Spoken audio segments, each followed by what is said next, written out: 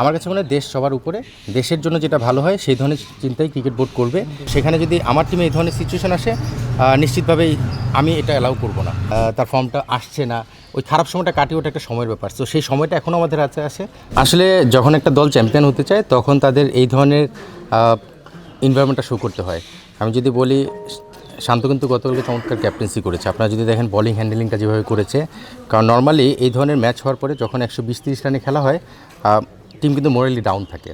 But আপনি যদি দেখেন ফার্স্ট বল থেকে আমাদের যে প্লেয়ারদের অ্যাটিটিউড যেটা মাঠে দেখা গেছে, সেটা অবশ্যই প্রশংসা দিতে হবে এবং সেটার জন্য ক্যাপ্টেনের কৃতিত্ব রয়েছে। সবচেয়ে বড় যে বিষয়টা আমার কাছে পজিটিভ লেগেছে, শান্ত এবং মুশফিক বলিং হ্যান্ডেলিংটা যেভাবে করেছে, আপনারা দেখেছেন স্বাভাবিকভাবেই কিছু ডিসকাশন আমাদের হয়, বাট ফিল্ডে যখন যাওয়া হয় তখন কিন্তু ক্যাপ্টেন এই ডিসিশনগুলো মেক করে। তো বলারদেরকে যেভাবে ইউজ করেছে এবং ফিল্ডিং পজিশনগুলো যেভাবে সেট করেছিল, আমি বলবো যে ওইটা একটা পজিটিভ এনভায়রনমেন্ট তৈরি করে সবার জন্যই। এবং আমরা যে জেতার জন্য খেলছি এবং চ্যাম্পিয়ন হওয়ার জন্য খেলছি, নিশ্চিতভাবেই রান যেটাই আসুক বোর্ডে বা যত বেশি রানই হোক, দিন শেষে ওই ম্যাচটা জেতার জন্য যেভাবে খেলা দরকার সেটা প্রতিটা প্লেয়ারের মানসিকতা দেখা গিয়েছে। আপনি একটা জিনিস মনে রাখতে হবে, আমাদের এই বিপিএলটা যখন হয় তখন কিন্তু ব্যাক টু ব্যাক ম্যাচেস থাকে। প্লেয়ারদের আপনারা জানেন যে ডে নাইট ম্যাচ হয়, নাইট ম্যাচ হয়, ডিউ থাকে, ইনজুরি একটা কনসার্ন কিন্তু অনেক সময় চলে আসে আমরা দেখি। সো ব্যাকআপ প্লেয়ারটা যদি সেভাবে সমমানের স্ট্রেংথ হয় তাহলে টিমটাও রেজাল্ট করার ক্ষেত্রে একটা পজিটিভ ভাইব থাকে। তো আপনি যদি দেখেন আপনি যদি নামগুলো মেনশন করেন, প্রতিটা প্লেয়ারই কিন্তু বিপিএলে খেলার জন্য ক্যাপাবল, বাট টিম কম্বিনেশনের কারণে কিন্তু আমরা বিভিন্ন সময়ে বিভিন্ন প্লেয়ারকে রোটেশন ওয়াইজ খেলাই এবং সেটা কিন্তু স্ট্র্যাটেজিক কারণে। সো সেটা টি-20 ক্রিকেটে একটা জিনিস হয়, যখন ব্যাক টু ব্যাক ম্যাচেস থাকে তখন কিন্তু ওই যে রিকভারি টাইম, তারপরে কিছু স্ট্র্যাটেজিক প্ল্যান থাকে, অপোনেন্ট টিম কন্ডিশন, এই বিচার বিশ্লেষণ করেই কিন্তু টিম সাজাতে হয়। সো ব্যাকআপ প্লেয়ার আমি বলবো না, আসলে তারাও ক্যাপাবল, তারাই মেন প্লেয়ার, কিন্তু তাদের সবচেয়ে বড় যে বিষয়টা আপনি দেখবেন, প্রিপারেশনে তাদেরকে পুরোপুরি রেডি করে নেওয়া হয় এবং প্লেয়ারদেরকে জানানো হয় আগে থেকেই, তাদেরকে মেন্টালি প্রিপেয়ার করা হয় যে কখন কাকে নিয়ে আমরা কীভাবে চিন্তা করছি। সবচেয়ে বড় যে বিষয়টা, এই দলে আমরা যারা রয়েছি ম্যানেজমেন্ট, প্রতিটা মানুষ কিন্তু তাদেরকে সেই ব্যাকটা করার চেষ্টা করছি, কাকে কখন খেলানো হবে, আমাদের টিমের প্ল্যানটা কি, তারা প্রতিটা প্লেয়ার জানে। সো সেভাবেই তারা নিজেদেরকে প্রস্তুত রাখছে। যেমন আকবর গতকালকে প্রথম ম্যাচ খেলেছে, আকবর কিন্তু জানতো যে এই ধরনের একটা সিচুয়েশন আসবে এবং তখন হয়তো সে টিমের মেইন প্লেয়ার হিসেবে কন্ট্রিবিউট করবে। সো প্রতিটা প্লেয়ারই আমার কাছে মেইন প্লেয়ার। যারা খেলছে তাদেরকে হয়তো আপনারা দেখছেন 11-এ খেলছে, বাট বাইরে যারা রয়েছে প্রতিটা প্লেয়ারই আমার কাছে মেইন প্লেয়ার এবং তাদেরকে সমান গুরুত্ব দিয়ে আমরা সেভাবে মেন্টালি পুস্ট আপ রাখার চেষ্টা করছি। আমার কাছে আসলে পার্সোনালি, আমি যদিও এটা বিপিএলের বিষয়, বাট যেহেতু আমি জানি যে বিশ্বকাপ নিয়ে প্রশ্ন আসতে পারে, আমার পার্সোনাল অপিনিয়নটা আমি দিতে পারি। আমার কাছে মনে হয় দেশ সবার উপরে, দেশের জন্য যেটা ভালো হয় সেই ধরনের চিন্তাই ক্রিকেট বোর্ড করবে। দেশকে প্রায়োরিটি দেওয়ার পরে যদি ক্রিকেটকে প্রায়োরিটি দিয়ে কোনো ডিসিশন নিতে হয়, আমি সেটাকে অ্যাপ্রিসিয়েট করবো। বিকজ আসলে ক্রিকেট বোর্ডে যারা রয়েছেন তারা ওই দেশের নাগরিক, তারা দেশের চিন্তাটাই ফার্স্ট প্রায়োরিটি দিবেন এবং বুলুরা কিন্তু অলরেডি মেনশনও করেছেন যে আমাদের বোর্ড প্রেসিডেন্ট, যে দেশকে ফার্স্ট প্রায়োরিটি দিয়ে তারপরে দেশের যে সিদ্ধান্ত আসবে সেটার সঙ্গে ক্রিকেট বোর্ডও যাবে। সো আমার মনে হয় যেটাই সিদ্ধান্ত হয়, অনেক চিন্তা ভাবনা করে, অনেক ডিসকাশনের মাধ্যমে সিদ্ধান্তটা আসবে, যেটাই আসবে আমার কাছে মনে হয় আমরা সেটার সঙ্গে পজিটিভভাবে চিন্তা করা উচিত। অনেস্টলি এবার অনেক কড়াকড়ি রয়েছে, এটা সত্য, এটা বলতেই হবে। কারণ এর আগে আমি ম্যানেজার হিসেবে কাজ করেছি, অ্যাসিস্ট্যান্ট কোচ হিসেবে কাজ করেছি। স্বাভাবিকভাবেই যখন এন্টি কারাপশন ইস্যুটা এসেছে তখন দেখেছি যে এই জায়গাটায় যেভাবে ডিল করা হতো এবার তার চেয়ে একটু ডিফারেন্টভাবে ডিল করা হচ্ছে। কড়াকড়ি করার ব্যাপারে কিন্তু আমরা সবাই পজিটিভলি নিচ্ছি এবং আমার মনে হয় যে সেটা অ্যাপ্রিসিয়েট করা উচিত। বাট যেটাই ঘটবে, যেটাই ঘটানো হবে বা যেটাই দেখা হবে, সেটা প্রসেসের মধ্যে থেকে, নিয়মের মধ্যে থেকে করা জরুরি।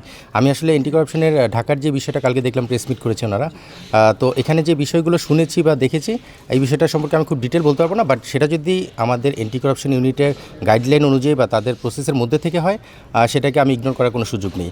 সো বিষয়টা হচ্ছে যে আমি নর্মাল প্রোটোকল সেটা যদি মেনটেন করা হয় বা তাদেরকে যদি প্রসেসের মধ্যে থেকে সেভাবে দেখা হয়, ইভেন আমার টিমের ক্ষেত্রেও যদি আসে, সেটা আমরা কোঅপারেট করার চেষ্টা করব। তবে নিয়মের মধ্যে থেকে যেটা রয়েছে সেটা মেনটেন করলে আর কোনো দ্বিধা বা কনফিউশন আসবে না। নর্মালি এটা আমার কাছে একটু অডলুকিং মনে হয়েছে। আসলে এটাই বললাম যে নিয়মের মধ্যে থেকে নিশ্চিতভাবেই কারো রুমে সার্চ করা, কারো মোবাইল সার্চ করা, যে কোনোভাবে ওনাদের সেই অধিকার রয়েছে, বাট সেটা একটা নিয়ম রয়েছে। আমি যতটুকু জানি যে ম্যানেজারকে ইনফর্ম করেই সেটা করতে হয়। যদি সেটা করে থাকে তাহলে সেটা নিয়ে আর সেকেন্ড কোনো কোশ্চেন আসা উচিত না।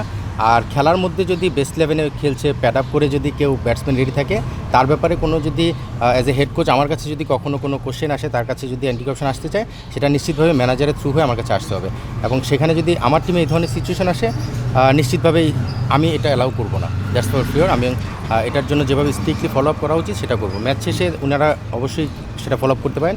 তবে দিন শেষে আমি একটা কথাই বলবো, নিয়মের মধ্যে তাদের কাছে লিখিত কী নিয়মটা রয়েছে, আমি আসলে স্বাভাবিকভাবে ডিটেল অত পড়া হয় না আমাদের, বাট যদি এটা নিয়মের মধ্যে থাকে সেই নিয়মটা যদি আমাদের দেখিয়ে দেয় তাহলে জিনিসটা ক্লিয়ার হয়ে যায়।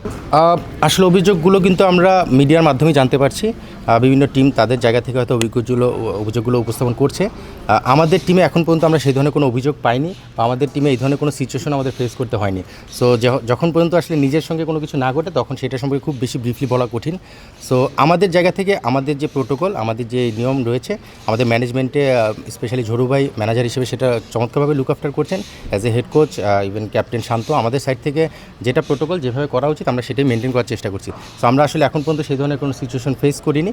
সো এটা সম্পর্কে খুব ডিপলি আমার কাছে বলা একটু কঠিন মনে হচ্ছে। আমি আসলে এটা সম্পর্কে একদমই বলতে পারবো না, কারণ এবার যারা এন্টি কারাপশন লুক আফটার করছেন নিশ্চিতভাবেই তারা এটার ব্যাপারে ব্রিফলি একদম ডিটেল বলতে পারবেন। এখন একটা টিমের সঙ্গে হয়তো হচ্ছে সেই কারণে ওনারা বলছেন, বাট কেন বলছেন, একটা টিমের সঙ্গে কেন হচ্ছে সেটা এন্টি কারাপশনে যারা রয়েছে তারাই আসলে এটার ব্যাপারে এক্সপ্লেন করতে পারবেন।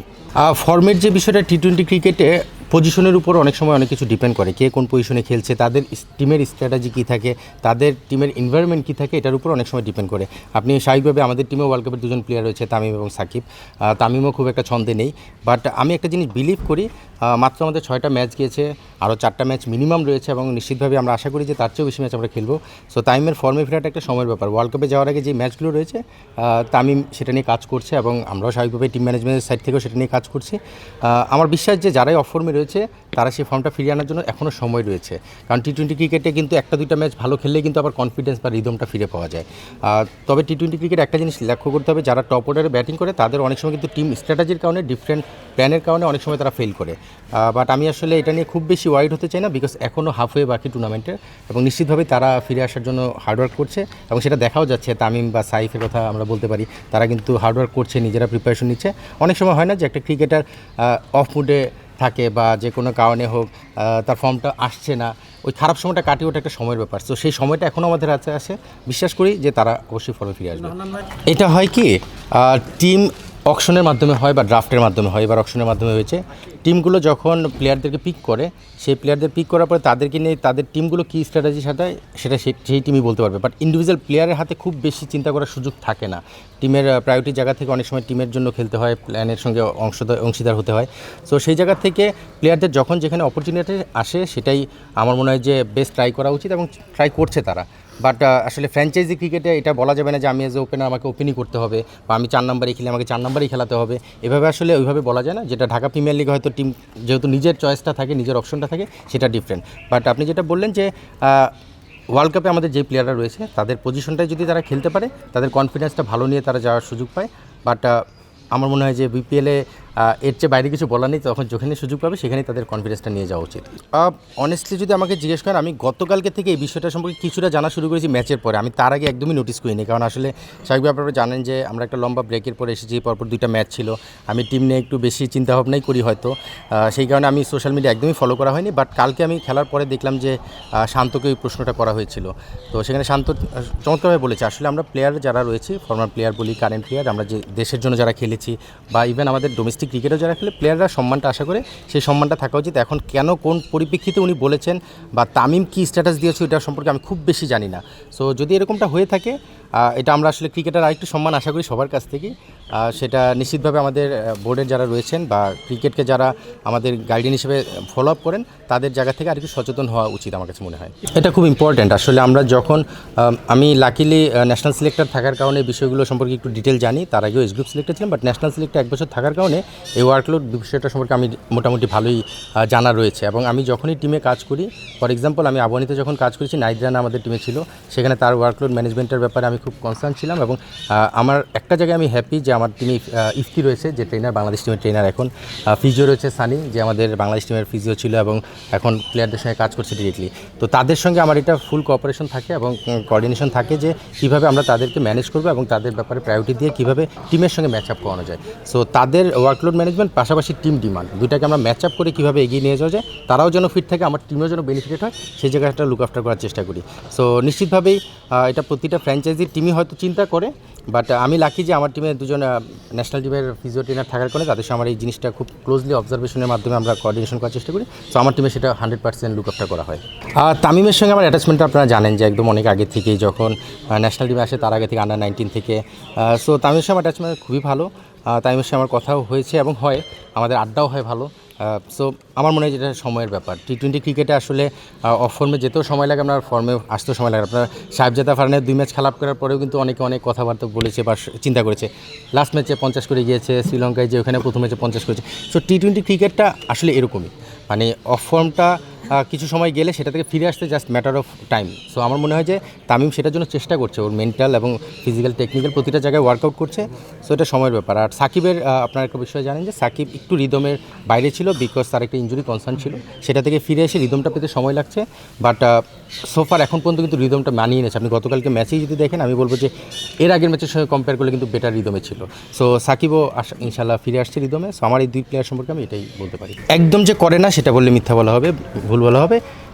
ফ্র্যাঞ্চাইজি ক্রিকেটটা বা বিপিএলটা যেহেতু এরা 12তম আসর, এর আগের 11টা আসরে আমরা দেখেছি সাধারণত ভেন্যু চেঞ্জ হয়, মাইন্ড ফ্রেশ হয়, একটু ডিফারেন্ট খাওয়া দাওয়া, ডিফারেন্ট ঘোরাফেরা, পরিবেশ পাওয়া, সেটা অবশ্যই ডিফারেন্টভাবে চিন্তা করে। আর একটা প্লেয়ার যখন অফ ফর্মে থাকে বা একটু খারাপ সময় যায়, তখন এই পরিবেশ চেঞ্জটা তার জন্য খুব ইম্পর্ট্যান্ট হয়ে যায়। বাট এখানে জানি যে আসলে ক্রিকেট বোর্ড তাদের জায়গা থেকে খুব বেশি ডিফারেন্ট চিন্তা করার সুযোগ ছিল না, এটা বাধ্য হয়েছে। আমরা সবাই জানি যে আমরাও আসলে এখানে খেলার ব্যাপারে মেন্টালি প্রিপেয়ার ছিলাম না, বাট সিচুয়েশনটা এমন হয়ে গিয়েছে, সেই জায়গায় আসলে কারো কোনো কন্ট্রোল ছিল না। সো সেটাকে অ্যাডজাস্ট করে মেন্টালি যতটা অ্যাডজাস্টমেন্টের মাধ্যমে আমরা সেটা ওভারকাম করতে পারি, সেভাবেই প্লেয়াররাও চেষ্টা করছে, আমরা সবাই চেষ্টা করছি। সো আমার মনে হয় এটা নিয়ে এক্সকিউজ দেওয়ার সুযোগ নেই, আমাদের যেটা সিচুয়েশন হয় সেটার সঙ্গে অ্যাডজাস্ট করে মানিয়ে নিয়ে চলতে হয়, সেটাই আমরা চেষ্টা করছি।